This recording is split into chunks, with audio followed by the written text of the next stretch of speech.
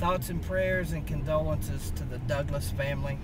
Former Tennessee volunteer that transferred, eventually landed down in Tuscaloosa with the Alabama Crimson Tide, of course Tennessee's biggest football rival in my opinion. The story floating around out there right now is that he died of an apparent overdose in Jacksonville, Florida. He's a guy that, you know, on the field he had so much talent. Off the field, we had learned that he had been dealing with some problems, and hope that could get worked out. It's a difficult day to go through, but we wish his family the best. Aaron was a guy that, you know, I liked him a lot. I really did. All the stuff that went on, you put that aside at this point, and it's been a day where over the last 2-3 hours, I think a lot of people have found out, and it's, you know, in the state of Alabama, they've dealt with a difficult time. Obviously, we have here too, but we just wish Aaron, his family, the best. So there you go.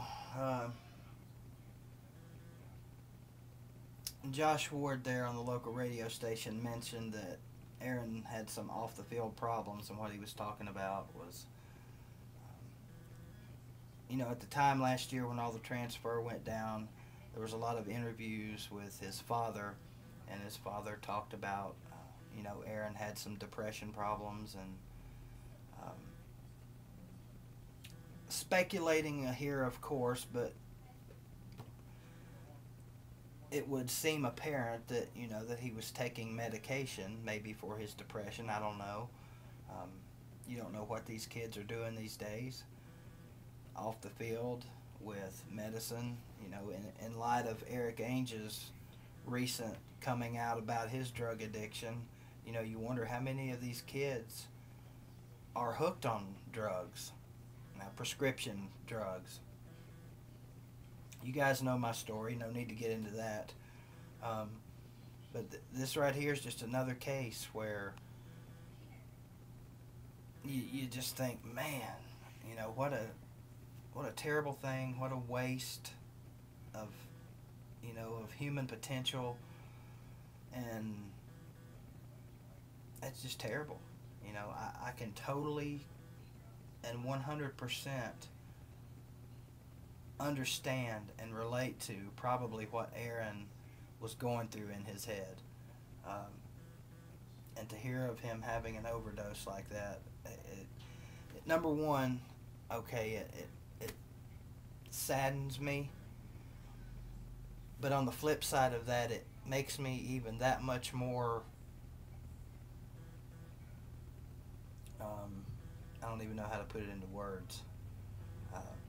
It just reaffirms how glad I am that I was able to finally, after many, many years, get a grip on my problems with addiction. And I'm not naive. I know that any day, you know, a person can relapse, they can go back to their old ways.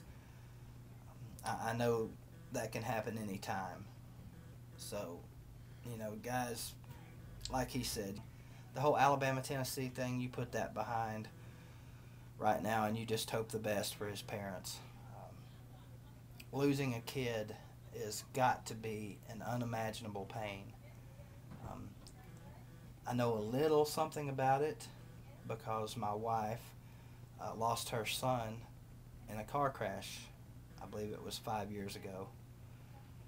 And, you know, that's something that she deals with, I'm sure, on a daily basis. She doesn't always talk to me about it because that's something as a parent you deal with in your own way and in your own time. So, you know, to the Douglas family right now, my God, you know, thoughts and prayers out to you guys. Just awful. Just awful. God bless you guys.